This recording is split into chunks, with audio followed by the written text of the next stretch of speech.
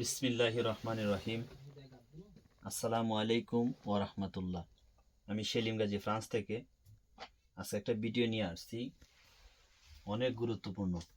আমরা প্রায় মোবাইলের আইফোনের পুরা ক্যামেরা চেঞ্জ করলে পরে পেজ এটি আর কাম করে না। আমি এটি হলো আইফোন 12 প্রো, দেখেন 12 প্রো। এটার সামনের ক্যামেরা চেঞ্জ করতে দিব। সামনের ক্যামেরা চেঞ্জ করতে আমি দেখেন এটার যে ক্যামেরাটা থাকে এটি হলো আয়ের ক্যামেরা, এটি হলো ডট প্রজেক্টর এবং আয়ের ক্যামেরার মাঝে যদি হাত দেই তাহলে আর কোনো সময় পেজ এটা কাম করতো না।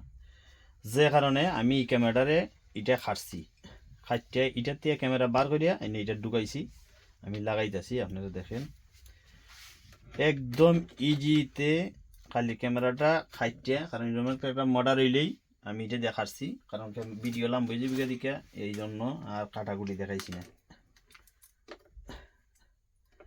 দেখেন আমি একদম ইজিতে বসে গেছে, খালি এখন এটার মাঝে বইয়া দিয়ে দিলাম।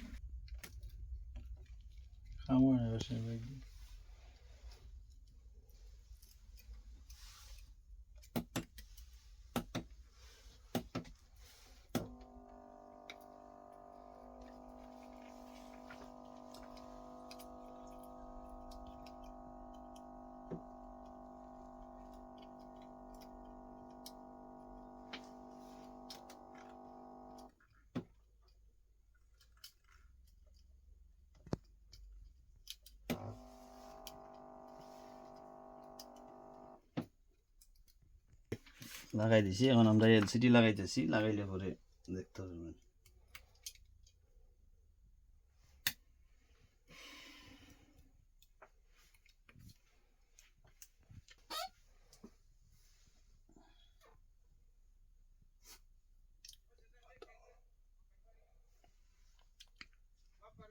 কাম করতো না পার্ট।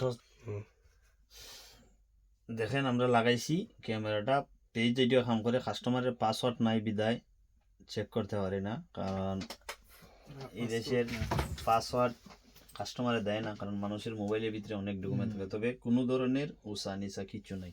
সবাই ভালো থাকেন, সুস্থ থাকেন। আসসালামু আলাইকুম ওয়া রাহমাতুল্লাহ।